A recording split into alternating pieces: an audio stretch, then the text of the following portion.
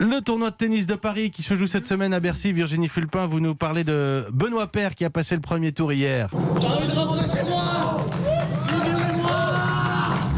J'en peux plus d'être ici.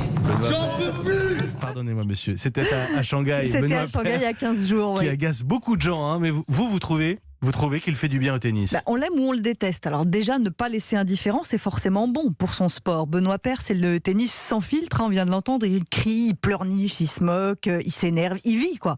Ça nous change de tous ces joueurs qui manient la langue de bois aussi bien que la raquette. Alors Benoît Paire ne sera jamais Roger Federer, grosse coupe, loin de l'image de la perfection du Suisse. Non, Benoît Paire, c'est plutôt notre voisin de palier. Il est surdoué mais caractériel. Si vous allez le voir jouer, vous ne savez pas si vous allez assister à un match génial, à une purge ou à une colère mémorable. Et moi j'aime bien ce principe d'incertitude dans un sport où tout est calculé au millimètre.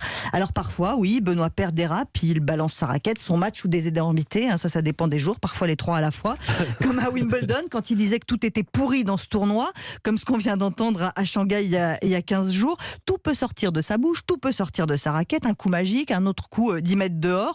Alors parfois ça démange de lui dire d'aller ranger sa chambre, tape dans la balle, pas sur tout ce qui bouge. En 2013 il avait traité le public de Bercy d'abruti.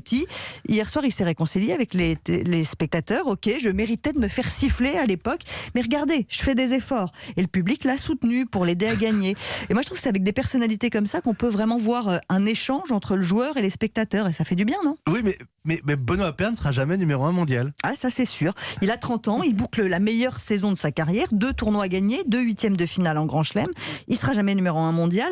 Et alors, la semaine dernière, après son élimination à Bâle, il a déclaré qu'il était quand même un champion, que ça nous plaise ou non. Il a raison, quand on est 25e joueur du monde, on est un champion. Mais il n'est pas que ça, c'est lui qui le dit.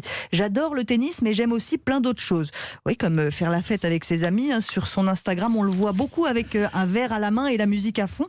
Et alors, il sera jamais Raphaël Nadal qui s'est marié samedi dernier, il a pris son dimanche de repos et il s'est remis au boulot dès le lundi. Alors ça, c'est pas du tout le genre de Benoît Paire, c'est sûr. Moi, j'adorerais le voir gagner à Bercy justement pour ça, parce qu'il relativise, il profite de la vie et il montre ses failles aussi. Et ça rend le tennis plus humain. Oui, avec des aspérités. Merci Exactement. beaucoup Virginie Fulpin. Vous êtes d'accord ou pas? Vous écoutez, vous réagissez, l'édito sport. C'est tous les matins sur Europe 1, 7h26.